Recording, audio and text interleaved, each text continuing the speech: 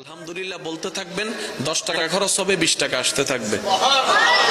1 KG মানুষকে খাওয়াবেন, 3 KG আসতে থাকবে। একটু জোরে জোরে বলেন না সুবহানাল্লাহ। তাহলে আলহামদুলিল্লাহ কয়েকটা কাজ করবে। আলহামদুলিল্লাহ প্রথম কাজ করবে, আপনার ব্রেইন থেকে টেনশন দূর করে দিবে। আলহামদুলিল্লাহ আপনার মনের মধ্যে প্রশান্তি এনে দিবে। আলহামদুলিল্লাহ আপনাকে দুশ্চিন্তা থেকে বাঁচাই দিবে। আলহামদুলিল্লাহ আল্লাহর প্রতি আপনার দিলের ভালোবাসা বাড়াই দিবে।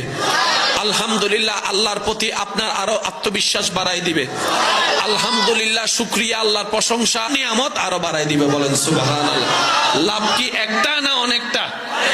জোরে বলেন, লাভ কি একটা না অনেকটা? তাহলে আলহামদুলিল্লাহর ভিতর লাভ আছে না নাই? আস্তাগফিরুল্লাহর ভিতর লাভ আছে না নাই? কিন্তু নিতে জানি নাই, ব্যর্থতা আমাদের। দেনেওয়ালা দিয়ে রেখেছেন, আমরা নিতে জানি নাই, নেওয়ার জন্য আগ্রহ করি নাই। আপনি সব বাদ দেন না।